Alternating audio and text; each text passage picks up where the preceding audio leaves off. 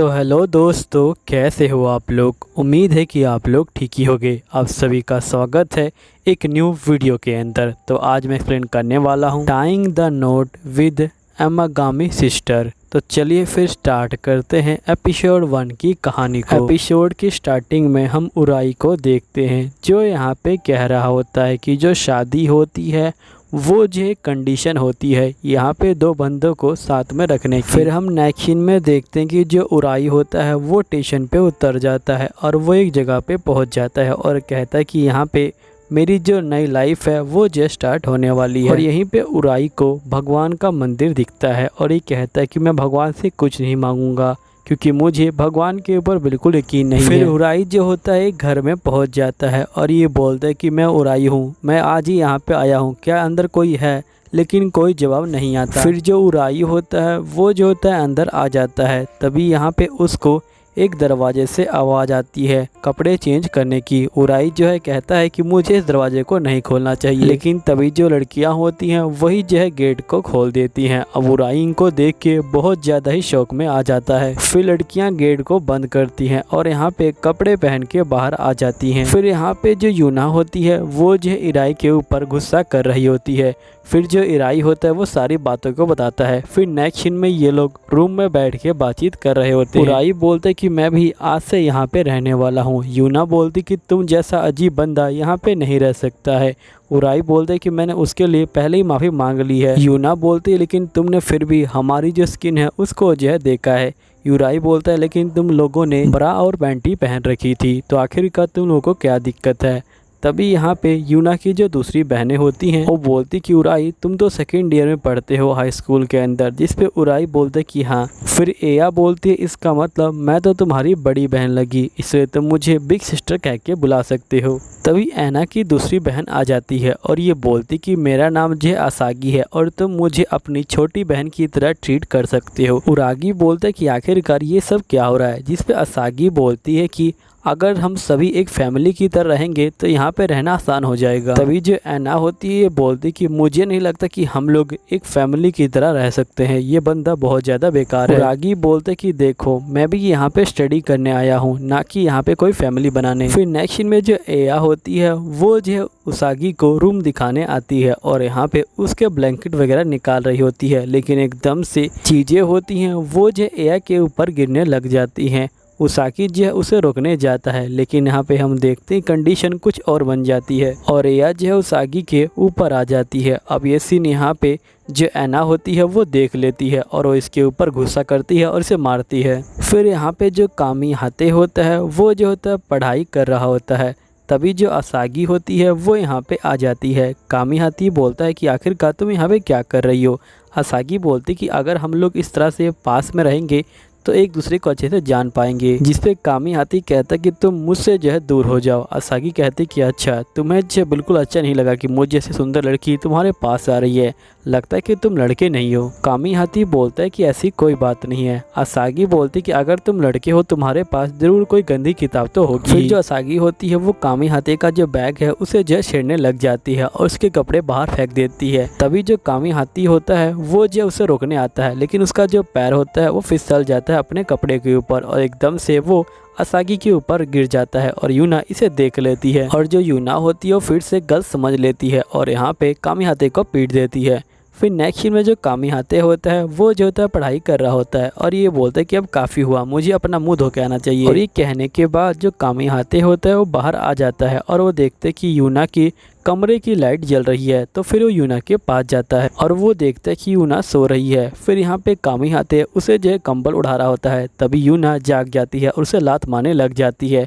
फिर यूना की दोनों बहनें आ जाती हैं और ये बोलती हैं लगता है कि हमने डिस्टर्ब कर दिया। फिर नेक्स्ट सीन में ये चारों बैठ के बातचीत कर रहे होते हैं। तभी कामी हाथे बोलते हैं कि आखिरकार तुम इतनी रात को क्या कर रही हो। तभी यूना की बहन बोलती है कि अगर तुम्हें ये गुल्लक जाम बनाना था तुम्हें जो हमें बोलना चाहिए था।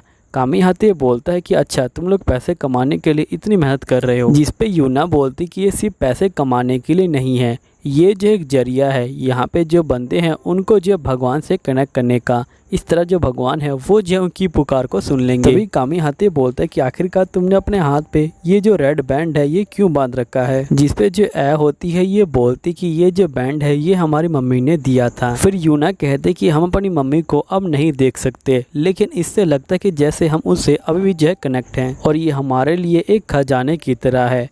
तभी यहाँ पे यूना कहती कि वैसे तुम इतनी रात को क्या कर रहे थे, जिस पे कामी हाथी कहता है कि मैं पढ़ाई कर रहा था। यूना कहती कि फिर से, कामी हाथी कहता है कि हाँ, क्योंकि मुझे टोक्यो यूनिवर्सिटी के अंदर जो एडमिशन है वो लेना है। कहती कि अगर तुम गॉड से प्रेयर करोगे तुम पास हो जाओगे।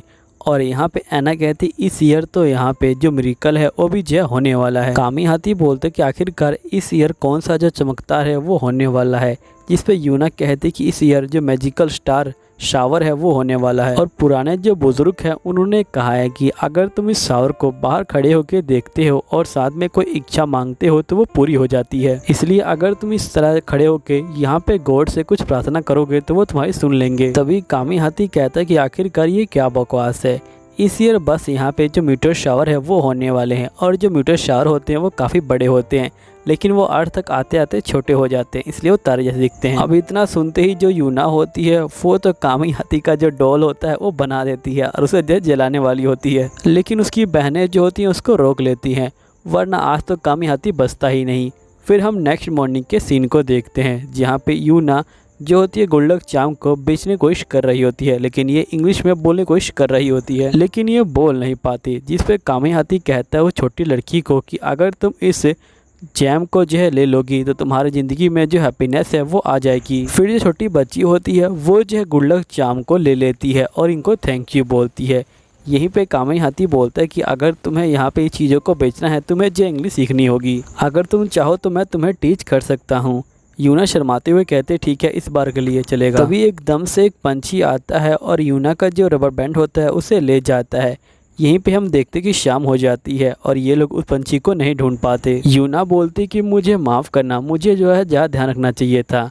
जिस पे असागी बोलती कि तुम चिंता मत लो, हम लोग जो है गॉड से प्रेयर करेंगे, सब कुछ जो है ठीक हो जाएगा। तभी जो कामी हाथी होता है ये बोलता है कि आखिरकार तुम लोग क्या बकवास कर रहे हो, तुम लोगों ने अपनी जो कीमती चीज़ है उसे जय खो दिया और तुम्हें लगता है कि भगवान इसे जय ढूंढ देगा। अब ये सुनने के बाद जो यूना होती है वो जो होती है गुस्सा हो जाती है और यहाँ से चली जाती है। नेक्स्ट में हम कामी हाथी को देखते हैं जो यहाँ पे पढ़ाई कर रहा होता है, लेकिन थोड़ी देर बाद यूना की दोनों बहनें यहाँ पे आती हैं और वो देखती हैं कि यहाँ पे कामी हाथी नहीं है। इसी मौके का फ़ायदा उठा के जो यहाँ पे असागी होती है वो जो है कामी हाथी का जो बैग है उसे चेक करने लग जाती है, जिसपे ये बोलती कि आखिरकार तुम ये क्या कर रही हो। जिसपे असागी बोलती कि मैं इसका बैग चेक कर रही हूँ ताकि मुझे कोई गंदी किताब मिल जाए।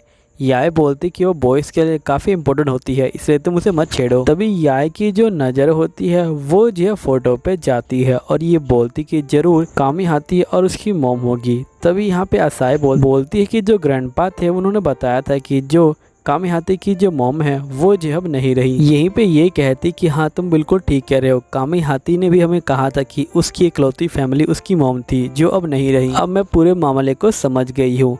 हो सकता है कि यहाँ पे कामी हाथी ने गॉड से जो है प्रेयर किया हो उसकी मॉम को वापस देने के लिए, लेकिन ये इम्पॉसिबल है, इसलिए कामी हाथी अब गॉड के ऊपर भरोसा नहीं करते। अब इस बात को जो एना होती है वो भी जो है सुन लेती है। फिर नेक्स्ट सीन में हम कामी हाथी को देखते हैं जो यहाँ पे एना का जो बैंड होता है उसे ढूंढ रहा होता है, लेकिन वो बैंड उसे नहीं मिलता। ये कहता है कि आखिरकार मैं क्या करूँ। यहीं पे हम एना को देखते हैं जो कामी हाथी की तरफ ही जा रही होती है। जैसे यहाँ पहुँचती है ये देखती कि मंदिर में कामी हाथी जो होता है इसके लिए प्रेयर कर रहा होता है और वो थोड़ा तेज़ से बोलते कि प्लीज़ उसके खजाने को जो है ढूंढ देना। यहीं पे एना आ जाती है और ये बोलती है कि अगर आप चाहते हो कि आपकी जो विश है वो पूरी हो जाए तो आपको थोड़ा ज़ोर से बोलना होगा। फिर यहाँ पे एना कहती है कि वैसे तुमने यहाँ पे हमारे घर में रहने की जो कंडीशन है उसको जो है पूरा कर लिया है, इसलिए मैं चाहती हूँ कि तुम हमारे साथ रहो। कामी हाथी बोलते कि तुम्हारा शुक्रिया। तभी एना की बहनें आ जाती हैं और ये बोलती कि हमें आपकी चिंता हो रही थी। फिर ये लोग जो है अपने घर की तरफ जा रहे होते हैं। तभी यहाँ पे एकदम से जो मीटर शावर होता है वो यहाँ पे स्टार्ट हो जाता है। कामी हाथी कहता है कि मैं समझ गया, यहाँ पे चेरी ब्लॉसम और जो मीटर शावर है वो जो बिल्कुल सेम टाइम पे स्टार्ट हुए हैं, इसलिए यहाँ पे ये जो थोड़ा अलग दिख रहा है। तभी यहाँ पे एना कहते कि आपको ये चमकदार की तरह नहीं लगता है। कामी हाथी कहते कि हाँ ये थोड़ा बहुत लगता है, तभी हम देखते हैं कि जो ऐना का बैंड होता है वो एक चिड़िया के घोंसले में होता है और एकदम से वो उड़ जाता है और वो जो है उड़ते हुए दोबारा ऐना के पास ही आ जाता है और इसी के साथ ये एपिसोड भी खत्म हो जाता है। अगर आपको ये वीडियो अच्छी लगती है तो प्लीज़ कमेंट कर दीजिएगा ताकि मैं अगला एपिसोड जल्दी ला पाऊँ। चलिए ठीक है, मिलता हूँ अगले एपिसोड में, जब तक के लिए बाय बाय।